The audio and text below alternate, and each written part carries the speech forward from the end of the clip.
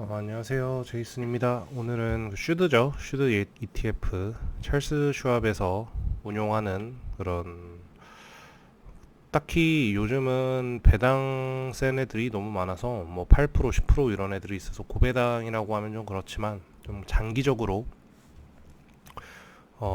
보유했을 때 배당 성장주라서 배당률이 늘어납니다. 그래서 좀 장기적으로 보유를 했을 때, 배당주와 함께 계산을 했을 때 현금 흐름이라던가 이런 것들이 빛을 발하는 그런 ETF예요. 그래서 은퇴를 하시거나 아니면은 지금 일하면서 노후를 준비하시는 분들이 많이 매수하는 종목이기도 한데, 저도 예전에 투자를 했었습니다. 한 2년 정도 투자를 했었는데, 이게 사실 단기간에 배당주를 보고 접근한 주식이 아니에요. 왜냐면 그건 배당 성장률 때문이고, 그렇기 때문에 단기적으로 지급하는 배당률이 뭐 2, 3% 정도 되는 걸로 알고 있습니다. 4%를 결코 넘어가지 않는데, 그렇기에 좀 주의를 요하는, 좀 오랜 시간이 소요될 수 있는 그런 종목이에요. 근데 이제 이게 지수다 보니까 뭐 비교적 방어력도 좋고 안전해서 좀 큰 시드를 투자하시는 분들이 많은 걸로 알고 있습니다. 그래서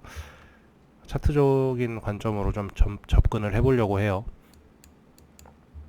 이게 나스닥을 추종하나요? 그래가지고 S&P 500을 추종하나 해가지고 되게 지수 추종이라 되게 안전한데, 그래도 이렇게 하락 시에 낙폭이 되게 큰 거를 알 수 있습니다. 여기서 하락도 제법 컸죠. 거의 풀시드 투자하고 이 정도면은 되게 커요. 지금 보면은 아래 여기 꼬리예요. 이게 주봉인데 12년도부터 보이네요, 제 거는. 근데 여기에 코로나 때, 코로나 이후로 떡락을 해서 38.83불, 여기 저점이었고, 여기가 서포트예요. 바로 위쪽에 다행히 여기 매물대 쌓으면서 서포트가 있어가지고 한 번은 튕겨낼 수 있습니다. 그래서 왜 제가 슈드 투자를 중간에 안 했었냐, 이쯤 계속 등락을 했을 때요, 막 이렇게 꼬리 생기고 막 이럴 때는 매수를 할 수 있는 기회였는데, 여기서는 딱히 아래 서포트가 없습니다. 차트적으로만 보면은. 물론 이제 차트만 보면서 투자하는 게 아니고 배당률이나 좀 지수의 상승률을 좀 보고 투자를 할 수도 있는 건데, 차트적으로만 놓고 봤을 때는 서포트가 너무 아래에 있죠. 물론 최근에 들어와서 서포트가 하나 생겼어요. 그래가지고 지금은 생각보다 상승률이 좋아가지고 좀 놀랐습니다. 그래서 여기 지지를 받고 올라가는 그림을 좀 그려볼 수 있는데, 물론 이제 슈드 같은 것들은 장기적으로 보면 우상향하면서 이런 것들을, 이게 한 기간이 어느 정도 되는지 모르겠는데요. 이게 기간. 어, 여기 저점부터 여기 저점 나오기 전까지 1309일 정도 걸렸네요. 1309일이면은 한 4년 정도, 4년 좀 안 되는 기간이죠. 그러면서 여기서도 한, 여기 저점 나온 뒤에 한 1300일 정도 대충 러프하게 잡아보면은, 여기서도 이렇게 꼬리 달리고 뭐 여기 서포트 생기고 이러면서 레벨 투 레벨처럼 케이크 쌓듯이 이렇게 우상향 할 수는 있습니다. 우상향 할 수는 있는데 차트적으로 보면은 서포트가 좀 멀죠. 그리고 여기 깨면은 손절 나가야 되는 차트예요. 근데 만약에 조정이 벌어진다, 나스닥이나 이런 것들이 하면은 기존에 여기 있으니까 여기 비비면서 이렇게 올라갈 수 있겠고, 두 번째 시나리오는 여기 최대한 손절가랑 가깝게 여기 비비다가 깨고 가깝게 해서 뭐 이렇게 맞고 이렇게 올라갈 수가 있어요. 손절가를 안 깨는 무빙이 좀 나올 수 있습니다. 그 다음에는 손절가를 깼다라고 하면은 좀 이렇게 뭐 이렇게 갈 수 있겠죠. 근데 여기가 낙폭이 되게 크다 보니까 이거를 감내하고, 어차피 미국 주식은 안 파는 거다, 어차피 나는 수량 늘려갈 거다, 수량으로 접근할 거다라고 하시는 분들은 그냥 안 팔아도 돼요. 그냥 본인들 원하는 매매하시면 됩니다. 근데 이제 제가 좀 상대적으로 투자판에서는 어린 나이는 아니지만 그래도 30대가 안 됐어요. 그 윤석열 나이로 만 나이 제외하고 하면 29입니다. 95년생이라서 딱 그 정도 되는데, 물론 메리트 있는 종목이에요. 좋은 종목입니다. 나는 장기적으로 꾸준한 현금 흐름이 필요하다라고 하시는 뭐 은퇴하신 분들이나 일을 하실 수 없는 분들한테는 되게 괜찮은 대안인데 투자처죠. 근데 저는 사실 계속 일을 할 거고 딱히 무슨 일이 나지 않는 이상 예, 그럴 것 같고 해서 딱히 이런 것보다는 젊은 분들 물론 젊었을 때부터 모아가는 것도 되게 큰 자산이 되겠죠. 근데 그런 것보다 저는 그냥 테슬라나 이런 팔란티오에 투자해서 단타로 먹고 나오는 게 훨씬 좋더라고요. 수익률도 좀 빠르고 물론 이제 그 기술주는 등락이 좀 있다 보니까 그 리스크 매니지먼트가 가능하고 차트 계속 볼 수 있는 사람들은 그렇게 투자하는 게 저처럼 투자하는 게 맞겠지만 뭐 관련 지식 없고 나는 주식 공부에 할애할 시간도 없고 난 회사 생활하기도 벅차 아니면 나 뭐 딴 일 하는 것도 힘들어 난 그 시간에 노는 게 좋아 이렇게 하시거나 그런 분들은 그냥 이런 지수 추종에 투자하는 게 또 괜찮을 수가 있습니다. 근데 지금 또 애널리스트들이나 증권가에 있는 사람들도 지수 추종하는 거 ETF 많이들 추천을 한다고 하더라고요. 그래서 지인도 한번 뭐 ETF 추종하는 거 지수 추종하는 ETF 어떻게 보냐 해가지고 대충 그런 개념에 대해서만 간단하게 설명을 해주었는데 사실 그런 이유가 뭐냐면은 최근에 애널리스트들도 시장이 올라간다 그래서 뭐 모든 주식이 올라가진 않잖아요. 당연하게도. 근데 지금은 그게 되게 어렵습니다. 코인도 그렇고 나스닥도 되게 어려워요. 달리는 애를 좀 잡기가 어렵죠. 물론 이제 완전 고수분들은 그게 뭐 밥 먹듯이 하시겠지만 애널리스트들도 그게 안 되는 사람들이 있나 봅니다.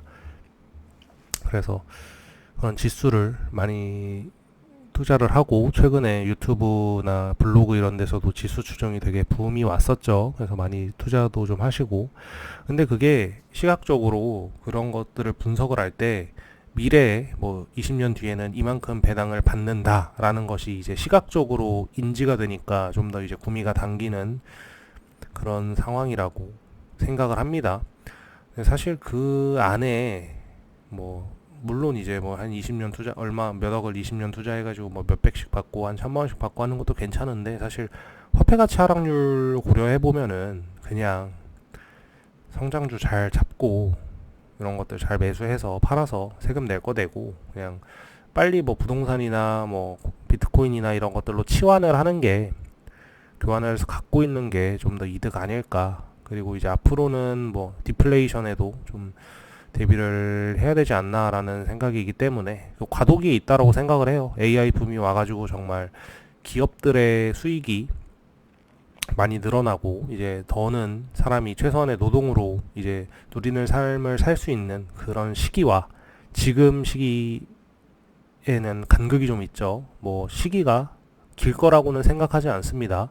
점점 이제 산업혁명이나 이런 것들에 소요되는 기간이라던가 그런 것들이 되게 짧아지죠. 문명이나 과학이 고도로 발전하면서 그래서 특히 이번 AI 특이점이 온 이후로는 그런 우리가 삶에서 체감할 수 있는 그런 시기가 머지않아서 올 거라고 생각을 하고 있고 서서히 체감하고 있는 그런 과정이죠. 말이 좀 샜는데 결국에는 여기 가까이에 그리고 이 서포트를 돌파를 해주면서 한 차례 두 차례 정도 지지를 받을 수 있고 여길 깨면은 여길 깨는지 한번 확인을 해봐야 돼요. 66불 66불 확인을 해봐야 되고 차트만 놓고 봐서는 계속 이렇게 DB 와도 상향하는 모습을 보여주고 있는데 이게 진폭이 조금씩 줄어들죠.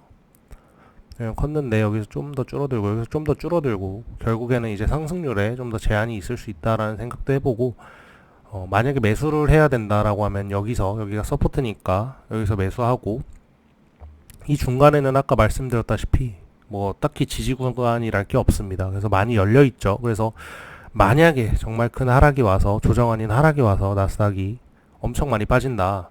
나스닥 영상에서도 말씀드렸다시피 뭐 12,000불까지 빠질 수 있다. 물론 이제 가능은 한데 12,000불까지는 안 갈 거라고 보고 있지만 나스닥이 만약에 그런 하락이 온다라고 하면은 이런 데서 살 수 있다.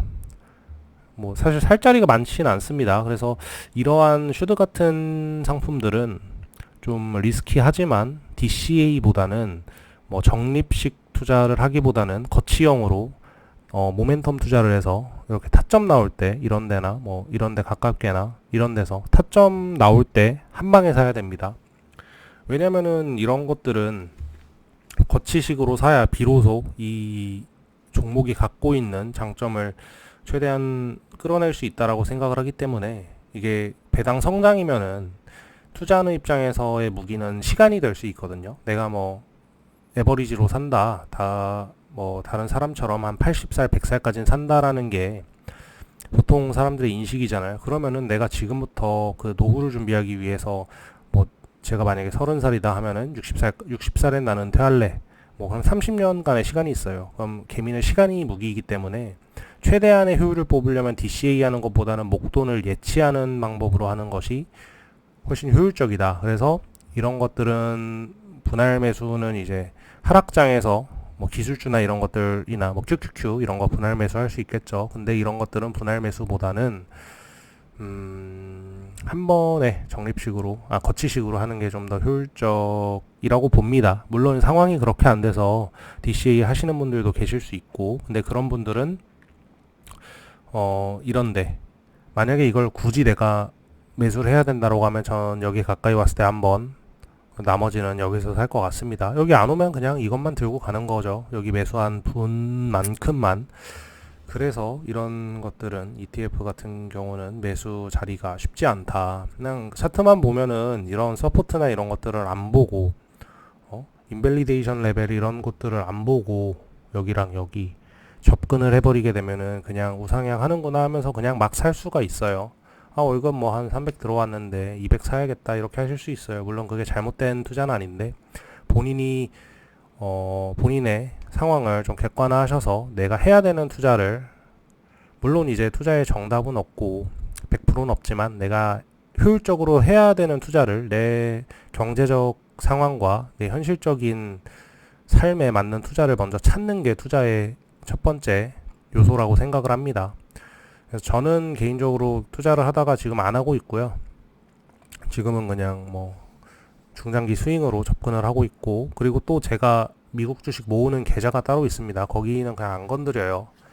매수해 놓으면은 보통 QQQ나 뭐 대형주 이런 것들 들고 있는데, 저도 그렇게 투자를 하니까 보통 이번에 테슬라 30% 던 거, 거기서의 일부를 좀 그 계좌로 옮긴다던가 해서 매수하고 있고, 뭐 다우존스도 매수하는 계좌가 있고, 되게 복잡합니다. 근데 슈드는 뭐 차트만 보면 이렇다, 이런 걸 알려드리려고 영상을 찍었고, 워낙 단순한 내용이지만 중간이 비어 있어요. 그래서 여기 깨지고 하면은 하락이 좀 가속화가 될 수가 있다. 특히 66.6불 여기 깨면은. 그래서 여기가 인밸리데이션 레벨, 여기가 손절가가 될 수 있겠고요. 뭐 몸통으로 훼손을 한다거나 하면은 다시 말씀드리지만, 뭐 이런 지수 투자도 되게 장기적으로 보면 좋겠죠. 근데 이제 가장 먼저 본인에게 맞는 투자 방법을 찾아서 좀 전략을 짜는 게 우선이니까, 뭐 검색 같은 것도 많이 해보시고 공부 많이 하셔서 꼭 성투하시길 바라겠습니다.